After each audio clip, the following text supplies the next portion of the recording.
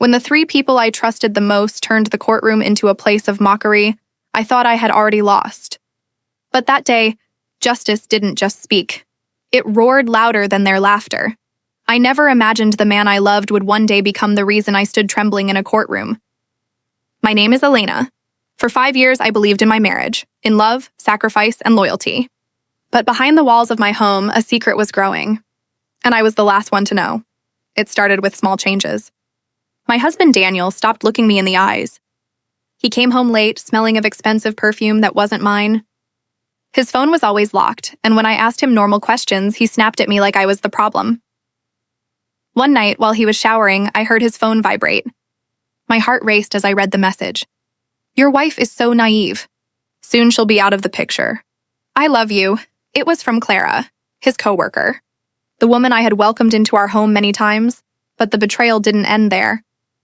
Daniel's mother, Rosa, always cold toward me, became even crueler. She whispered that I wasn't good enough, that her son deserved better. I stayed silent, because I still hoped he would choose me. Our marriage, our family. But hope died the day I walked into our bedroom and found him and Clara together and laughing. My knees trembled. My voice broke. They didn't apologize. They didn't hide. Instead, they looked at me like I was the intruder, and that's when I realized I was alone. But I didn't cry in front of them. I packed my dignity and walked out. What they didn't know was this. I wasn't walking away. I was walking toward justice. Filing for divorce wasn't easy. People think it's just paperwork, but it's more than that. It's collecting the pieces of a shattered heart and turning them into evidence. I gathered everything, the messages, the pictures, the bank statements he hid from me. My hands trembled each time I added another proof to the file. When the court date arrived, I stood outside the courtroom doors, my breath shaky, my palms cold. Inside, they were waiting. Daniel sat on one side with his lawyer, looking confident. Clara sat beside him, smiling like she had already won. And then, his mother, Rosa, her chin high, her eyes filled with pride and cruelty. They looked at me and laughed, not loudly but quietly, mockingly, as if I were a joke. Clara whispered something into Daniel's ear and he smirked. Rosa crossed her arms and said loudly enough for me to hear, "She thinks a judge is going to pity her tears?" I clenched my fists, but I didn't cry. When the judge entered, everyone stood. The session began. Their lawyer spoke first, confident, smooth. He said I was being dramatic, that I was emotionally unstable, that I was trying to ruin Daniel's reputation out of jealousy. Clara acted innocent. She even wiped fake tears. Rosa said I was lazy, ungrateful, infertile, and a disgrace to their family. I just stood there, silent. Then my lawyer stood up. Calmly, he placed a thick folder on the judge's desk. Inside, every truth they thought I would never be brave enough to show. The photos. The messages. Recordings of their insults. Financial proof of Daniel secretly transferring money to Clara. For the first time, their smiles disappeared. The courtroom felt colder as the judge opened the folder.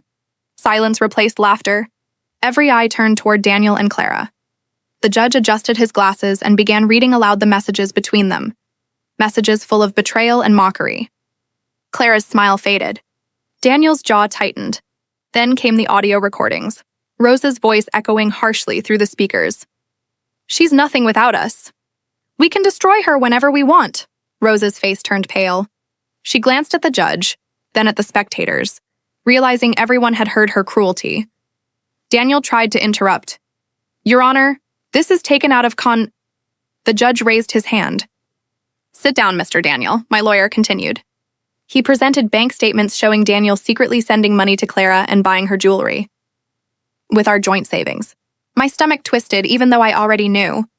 Betrayal feels different when it becomes public. Then my medical reports were shown.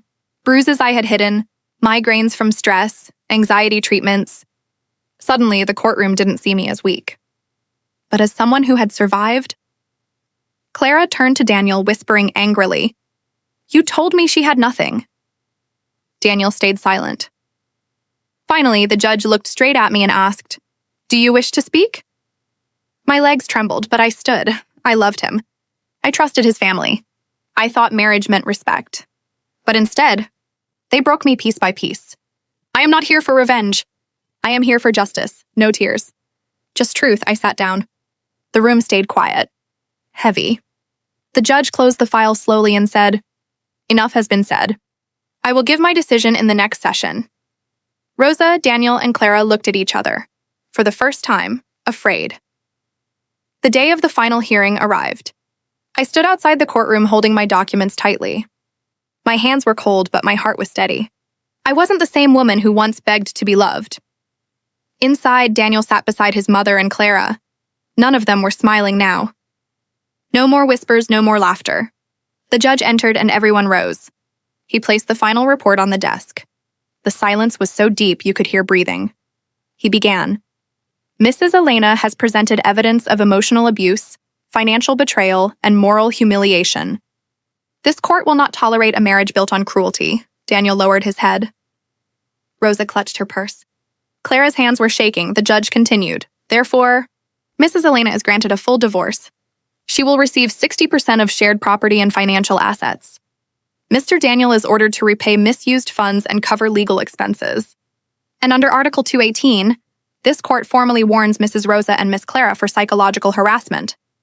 There were gasps in the courtroom. Then he looked directly at them and said, "And let this be clear. Justice is not blind.